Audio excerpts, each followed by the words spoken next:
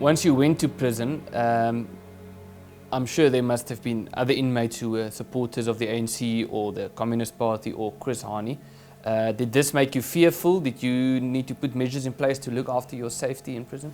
Well, you know, when I came to prison, they said that my life was in danger because somebody would kill me.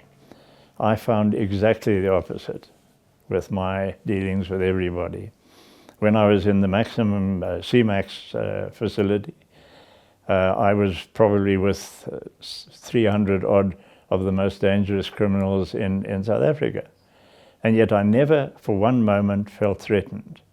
On the contrary, I find myself suddenly involved in all sorts of aspects of providing facilities for my fellow inmates. And the more I did, the more they involved me. And eventually I got to the stage where I had no time for myself anymore. I was too busy on the affairs of my fellow inmates. But you were involved with different committees and projects in prison. Can you maybe just Yeah, well, elaborate? you know, when I was in CMAX, the authority said I couldn't be involved with anything because I was in danger. And the inmates demanded, when they started a school to get the guys through matric, demanded that I teach them ethnology. And their motivation was that I'm the only white person they know who knows anything about black people. And so I taught ethnology for the matric class. I had 22 people in my class. I had ANC guys. I remember a guy like Boyan Dweni, Michael Shezi, Sipiwe Bolo. They were all ANC, ardent ANC supporters. They had all committed political murders and were waiting also for amnesty. But I had no problems with the guys. And at the end of the year, all 22 of my pupils passed ethnology, and one got a distinction. And I must stress, I've never taught in my life. I'm not a teacher. And then I think in prison also there were 2 assassination attempts on your life. But that seemed to have happened later in your incarceration. So do you believe that it was politically motivated? There's no doubt in my mind. In the first place, I was refused parole 4 times. After the 3rd time, I was due to come up in July 2013 for consideration. I appeared before the parole board. The parole board recommended that I be granted parole. The Correctional Services Council also recommended me for parole. So it would appear at that stage that there was no ways that they could avoid granting me parole. And I think that somebody in the ranks of the CP decided, well, if we want to get rid of him, prison's the ideal place. And suddenly, after 21 years, in which I never received a scratch from any opponent in prison, suddenly within a month I had two attacks. The first one, the guy, and both of the people who attacked me were people that I helped. So you knew them? I knew them well. I helped them with tobacco, with cigarettes, with food, with bread and fruit. And, you know, they used to come around and ask, and you help the guys because you don't know what their support base is. And those 2 guys, I mean, the one guy was a general in the 26ers. Now, the 26ers have a code. That's the prison gang? That's a prison gang, yeah. The Wetsline, as they call them. And they have a code which stipulates that, first of all, you don't attack any elderly person.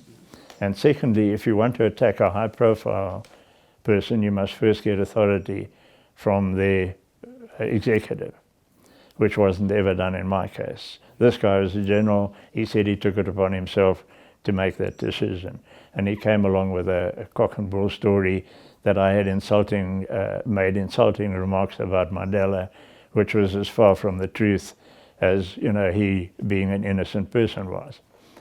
So that was a cock and bull story. But he attacked me with a ladle, which they used for stirring the porridge in the big pots He went for my head. Fortunately, my reflexes were good and I could ward it off, and he snapped my arm off with the impact of the blow. The second attack was a month later. Another youngster used to come regularly looking for cigarettes and stuff. And he came in. He wasn't supposed to be in the section. He was already supposed to have been locked up. And my section should have been locked because the two members, we had three members. Two were upstairs with the big cells closing them, and the one guy accompanied a couple of blokes to take the equipment back to the kitchen after the 4 o'clock meal. He should have locked the gate. He didn't lock the gate. This guy came in, walked up the passage, greeted everyone, friendly, came back. I was talking to somebody. I had my back to him, and he suddenly stabbed me with a sliver of glass. Stabbed me in the back, penetrated my lung, and that was the story. And you almost died as a result of sitting down after that attack. Well, and what happened was that eventually, after getting somebody to fix me up after an hour, the sister disinfected my wound and stitched it.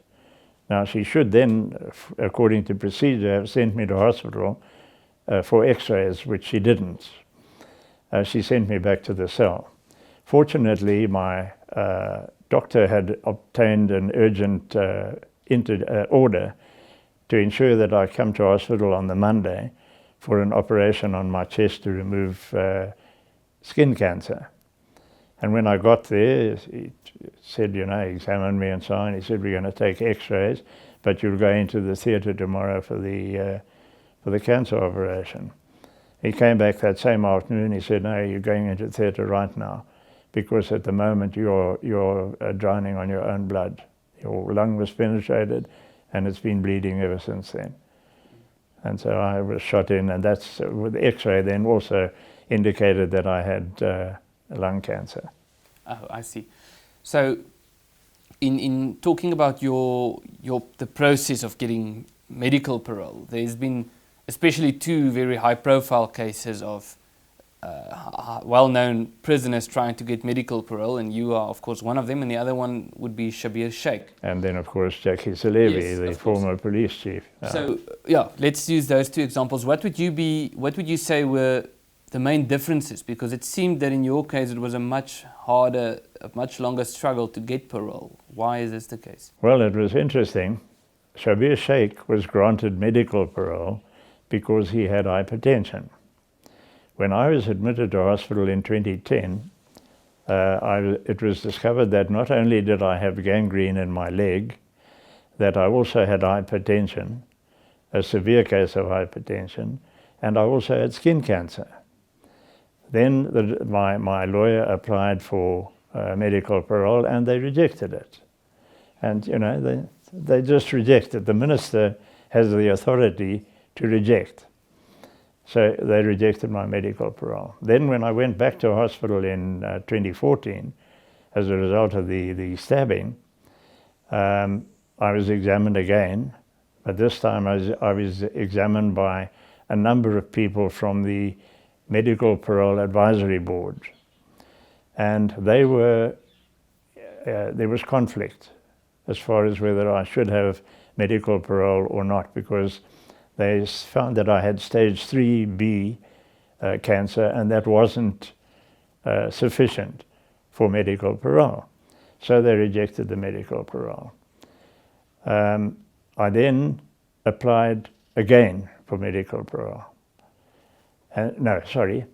They then sent two doctors because I complained, and I said, this is it's ridiculous. They sent three specialists.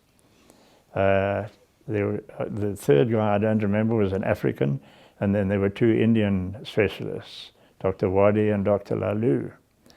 And they were both specialists in the field of pulmonology and that sort of stuff, pathology. And the other guy, I don't know, because he never ever examined me.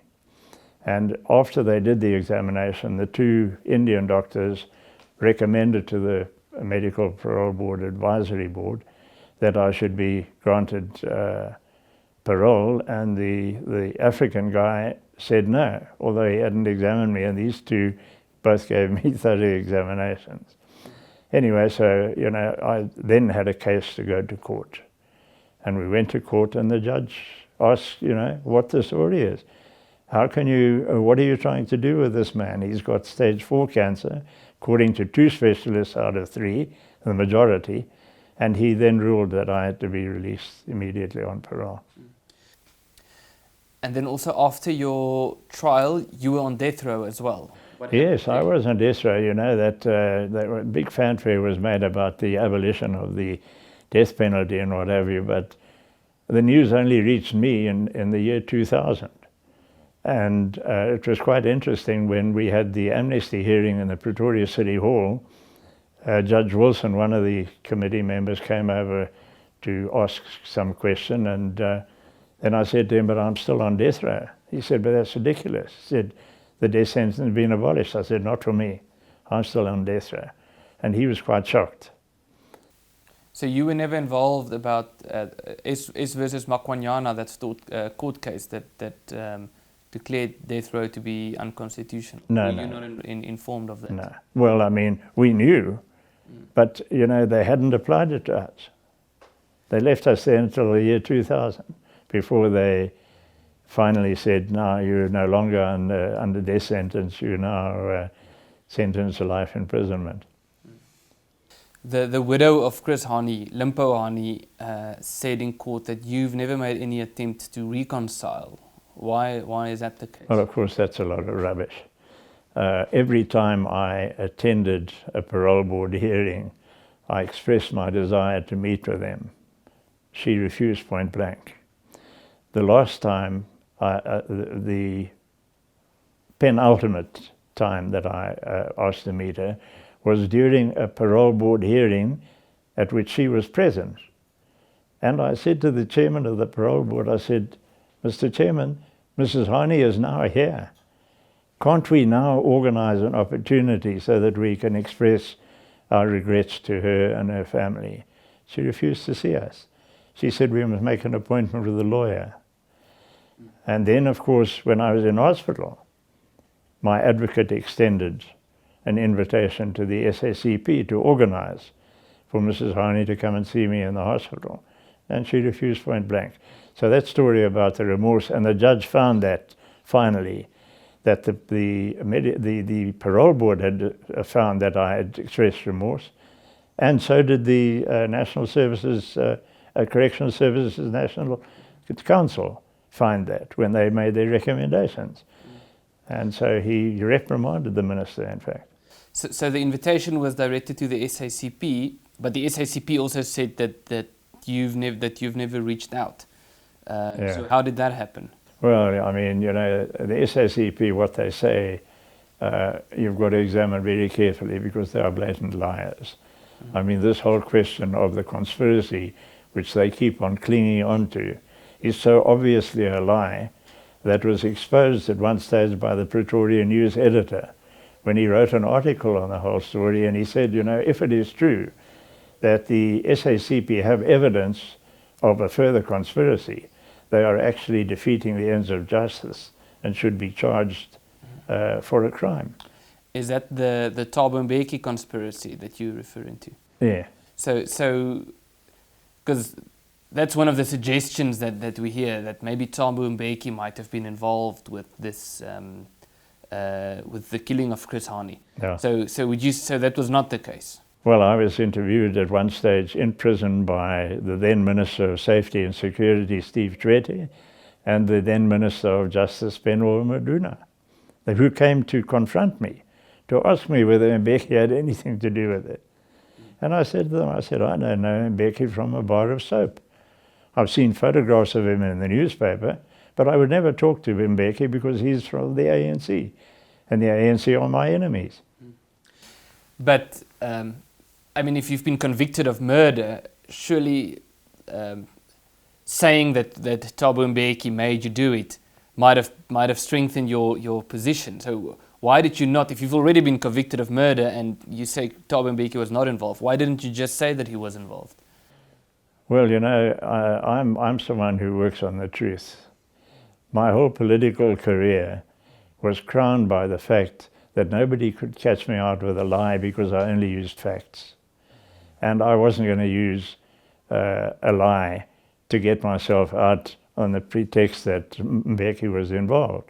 But in any case, the ANC and the SACP knew that he wasn't involved because they had a report which indicated that Chris Hani actually dispensed with his bodyguards the night before he was killed because he had an assignment with an air hostess from Air Transkei at the Holiday Inn at the airport. So, I mean, how would I know, or anybody be able to communicate to me so quickly that he had no bodyguards?